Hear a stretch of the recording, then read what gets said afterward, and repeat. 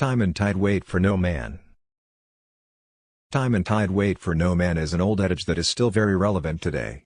It means that time and opportunity will not wait for anyone. If you want something, you have to go after it. Procrastination will only lead to missed opportunities. This is especially true in the business world. If you hesitate to make a decision or take action, someone else will surely take your place. In today's competitive market, you have to be quick and decisive in order to succeed. So, next time you're faced with an opportunity, don't hesitate. Go after it with everything you've got. Time and tide wait for no man. Death is the end of every worldly pain. Death is the end of every worldly pain. It is the final release from the sufferings of this life. It is the ultimate liberation from the cycle of birth and death. It is the end of all sorrows, all fears, all worries, all doubts, and all desires. It is the end of all troubles and all troubles. It is the end of all problems and all problems. It is the end of all sufferings and all sufferings. Death is the end of everything. Truth is the highest thing that man may keep. It is often said that the truth is the highest thing that man may keep. This is because, in many ways, the truth is what allows us to maintain our integrity and our dignity. When we are honest with ourselves and with others, we are able to build trust and relationships that are based on respect and understanding. Furthermore, being truthful also allows us to stay true to our own values and beliefs. In short, the truth is a very important part of who we are as human beings, and it is something that we should always strive to uphold. There's never a new fashion, but it's old. And it's true, in a way. Every new style or trend is simply a rehashing of something that's come before. Even the most cutting-edge designs have their roots in older styles. This is why fashion is always evolving and changing, because we're constantly looking back to the past for inspiration. Of course, that doesn't mean that there's never anything new in fashion. Even the most traditionalist designers have to put their own spin on things to keep their looks fresh. And as society changes, so does our fashion. What was once considered avant-garde can quickly become mainstream, and vice versa. So even though there's never truly anything new in fashion, that doesn't mean it isn't fun or interesting. We can always find new ways to wear old styles, and that's what keeps fashion exciting. The greatest scholars are not usually the wisest people. There is a popular saying that the wisest people are not usually the greatest scholars. This is often used to explain why some people who are highly educated are not always successful in life. The truth is, there are many factors that contribute to success, and intelligence is just one of them. While it is certainly true that the greatest scholars are not always the wisest people, it would be foolish to discount the importance of intelligence. After all, knowledge is power, and the more you know, the better equipped you are to make wise decisions. So while wisdom may be the ultimate goal, acquiring knowledge is a critical first step. People can die of mere imagination.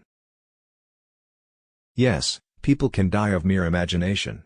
It's called psychogenic death, and it happens when someone believes they are going to die, and their body responds accordingly. The mind is a powerful thing, and it can cause the body to shut down if it believes death is imminent. So, while it may seem far-fetched, people can absolutely die from imagining themselves dying. If gold rusts, what then can iron do? The question posed in the heading is a deep one, and it speaks to the idea that some things are just beyond our control. Gold is a precious metal that is revered by many cultures, and it is seen as a symbol of wealth and power. However, even gold can succumb to the forces of nature and rust. If something as valuable as gold can be reduced to dust, what can iron do? Iron is a strong metal, but it is also susceptible to corrosion. Over time, iron will slowly degrade and rust away. So, the answer to the question is that even the strongest things can be brought down by the natural forces of the world. You are the cause by which I die. You are the cause by which I die. These words, spoken by Antony in Shakespeare's Julius Caesar, have always resonated with me. I have always been drawn to tragedy, and the idea that one person can be the cause of another's death is a powerful and tragic one. In my own life, I have experienced the death of loved ones, and I have been the cause of death for others. Each time, it is a devastating experience. To know that you are the cause of someone else's death is a heavy burden to bear. But, As Antony says, the fault, dear Brutus, is not in our stars, but in ourselves. We are the ones who cause our own deaths, and the deaths of others. We are the ones who must live with the consequences of our actions. Great peace is found in a little busyness. It is often said that peace is found in stillness and quiet. However, there is also great peace to be found in a little bit of busyness.